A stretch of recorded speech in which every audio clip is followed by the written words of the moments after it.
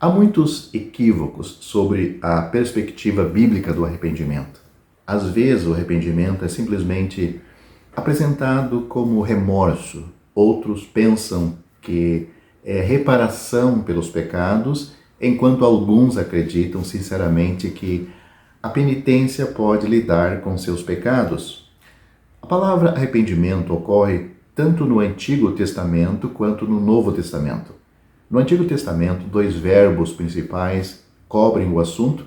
O primeiro significa ofegar, suspirar ou lamentar, e pode ser encontrado, por exemplo, em Êxodo capítulo 13, versículo 17. E segundo significa recuar ou virar de volta, e pode ser encontrado em 1 Reis capítulo 8, versículo 47. A primeira palavra geralmente se refere ao arrependimento da parte de Deus, embora haja ocasião em que é usada para homens que não se arrependeram, e podemos ver isto em Jeremias capítulo 8, versículo 6. No Novo Testamento, novamente, duas palavras principais são usadas.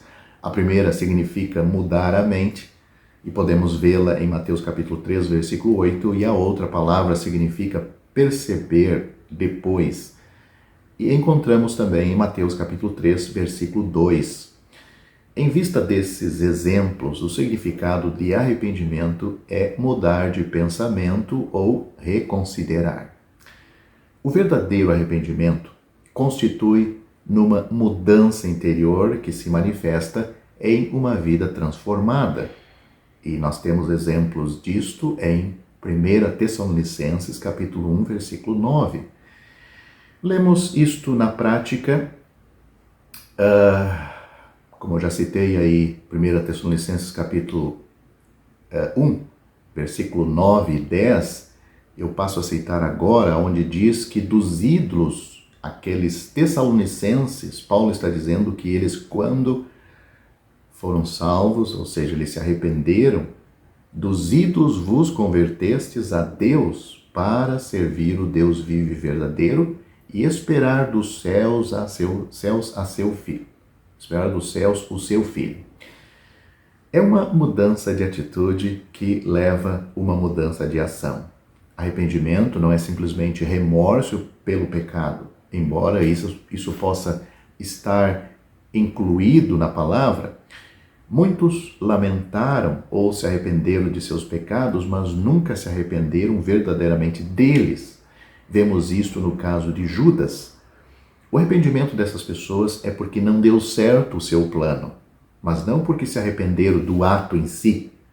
Vamos ler o que nós temos sobre Judas. Então Judas, o que traíra, vendo que fora condenado, trouxe arrependido as 30 moedas de prata, os principais dos sacerdotes e os anciãos, dizendo: pequei traindo sangue inocente. Eles, porém, disseram que nos importa, isso é contigo. E ele, atirando para o templo as moedas de prata, retirou-se e foi-se enforcar. Mateus capítulo 27, e eu li do versículo 3 ao 5. Note, ele se arrependeu quando ele viu que o Senhor Jesus ficou preso, ou seja, o plano não deu certo. O arrependimento, o remorso foi por seu plano não ter dado certo e não pelo profundo sentimento de culpa pelo pecado cometido. Também é possível que alguém mude de ideia em relação a uma posição errada, mas depois se volta para algo que é igualmente errado. O princípio bíblico do arrependimento é visto em 2 Timóteo capítulo 2, versículo 25, onde diz assim: Deus dá arrependimento para conheceres a verdade. O arrependimento é apresentado de várias maneiras diferentes nas Escrituras.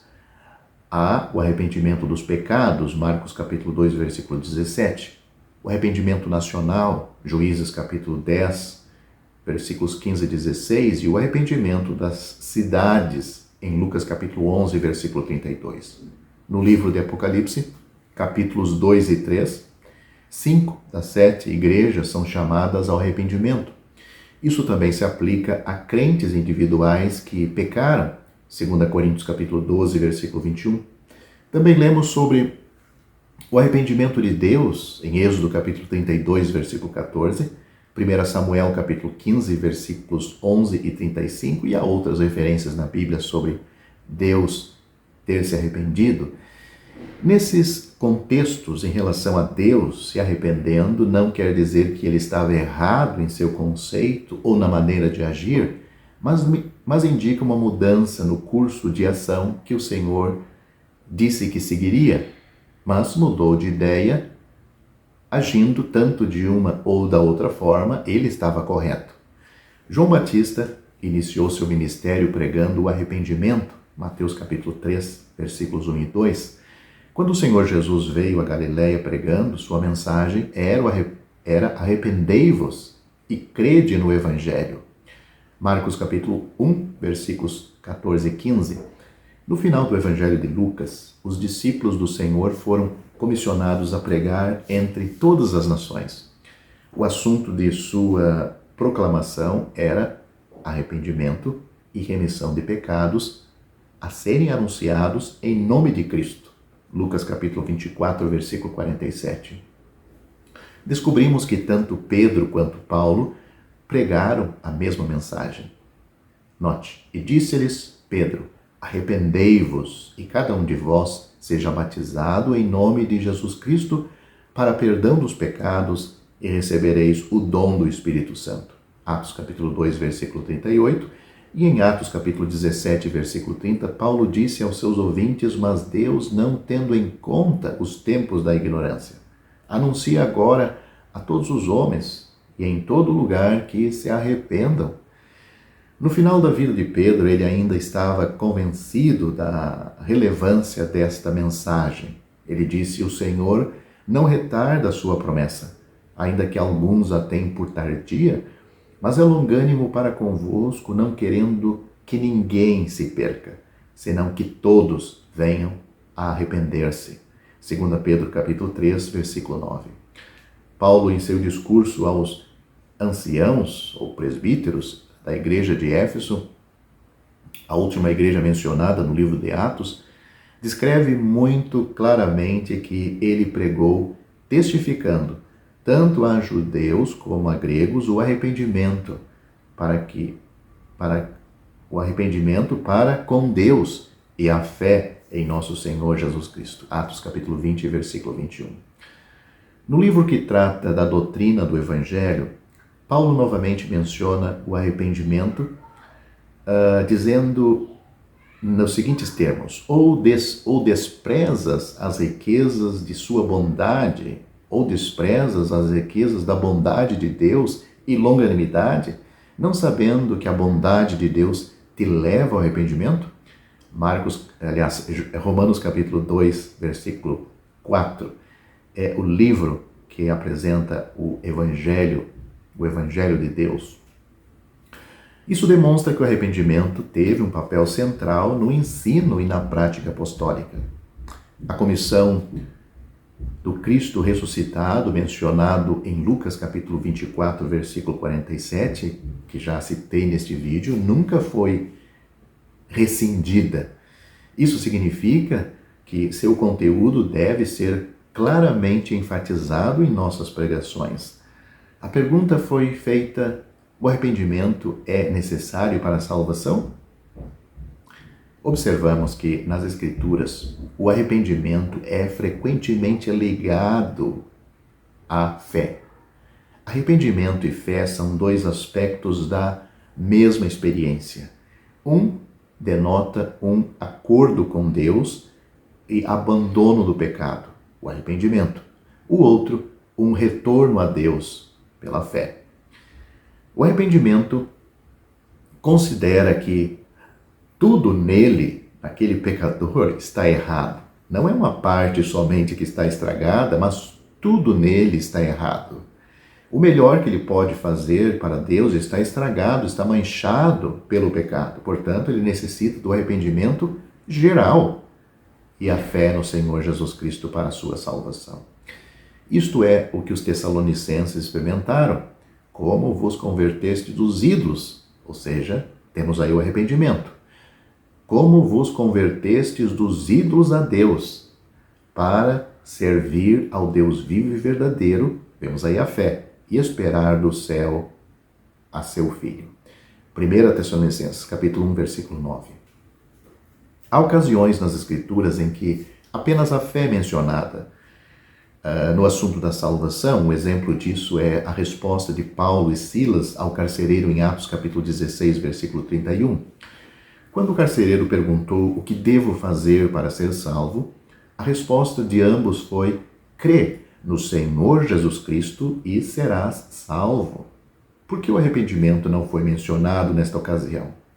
Era bastante evidente para Paulo e Silas que o carcereiro havia reconhecido sua pecaminosidade e estava convencido de seu pecado. Esta é a razão pelo qual eles anunciaram o Senhor Jesus como objeto da fé para aquele carcereiro. Devemos observar que penitência não é arrependimento. Arrependimento é uma atitude de tristeza em relação aos pecados cometidos. Muitas vezes é o resultado de ser confrontado depois de ser pego e exposto. Algumas pessoas pensam que, se manifestarem tristeza suficiente, serão aceitas por Deus. Isso é estranho ao ponto de vista bíblico da salvação. A salvação é pela fé somente em Cristo. Nas religiões do mundo, o arrependimento foi substituído pela penitência. O significado da raiz da penitência é o latim, que é pronunciado poena, que significa punição. Assim, por contrição e castigo sobre si mesmo, alega-se que a confissão pode ser feita a um líder religioso ou a uma imagem deusificada e a absolvição pode ser concedida. Isso não é apenas antibíblico, mas é maligno em objetivo e prática. Em resumo, o arrependimento é uma mudança de atitude que leva a uma mudança de ação. A pregação do Evangelho de Deus serve para lhes abrires os olhos e das trevas os converteres à luz e do poder de Satanás a Deus, a fim de que recebam a remissão de pecados e herança entre os que são santificados pela fé no Senhor Jesus Cristo. Nós temos isto em Atos capítulo 26, versículo 18. Quem se arrependeu de seus pecados olha para trás e vê que até aquele momento suas ações e atitudes foram contrárias à vontade de Deus, mas quem quer ser salvo não olha para si, ele olha para Deus. Então lança mão pela fé do Senhor Jesus, que pode lhe salvar, e é quando seus pecados são todos perdoados por Deus. A Bíblia diz: se com a tua boca confessares ao Senhor Jesus e em teu coração creres que Deus o ressuscitou dentre os mortos, serás salvo, visto que com o coração se crê para a justiça e com a boca se faz confissão para a salvação. Porque a Escritura diz: todo aquele que nele crê não será confundido, porquanto não há diferença entre judeu e grego, porque um mesmo é o Senhor de todos, rico para com todos os que o invocam. Porque todo aquele que invocar o nome do Senhor será salvo. Romanos capítulo 10, versículos 9 a 13. Portanto, você que me ouve, você precisa desta salvação. Você não vai ser salvo sem chegar neste ponto de um verdadeiro arrependimento. E este verdadeiro arrependimento não é uma obra, não é uma boa obra que você está fazendo para que então você veja Deus a sua contrição, a que ponto você chegou, então Ele lhe dá a salvação. O arrependimento é aquele sentimento horrível de que você está estragado pelo pecado e o seu pecado lhe condena ao inferno. Enquanto você não chegar a este ponto, você não terá o verdadeiro arrependimento, porque você sempre encontrará um mérito em si mesmo e também vai ter uma noção errada da santidade de Deus, que Ele não vai lhe lançar no inferno. Portanto, você acha alguma parte boa em si mesmo você está considerando duas coisas erradas. Uma, que você tem alguma coisa boa em si mesmo, que não merece ir para o inferno. Outra, que a santidade de Deus é menor do que você imagina, a ponto de Deus não lhe lançar no inferno. Ou seja, se ele não lhe lançar no inferno, ele vai fazer o que com você? Considere a morte de Cristo. Analise o que ele sofreu na cruz. Será que Deus realmente não vai lançar o pecador no inferno quando ele mesmo condenou seu filho para que o pecador pudesse ser salvo? A morte de Cristo não dá garantia que Deus vai livrar a sua alma do inferno. Não.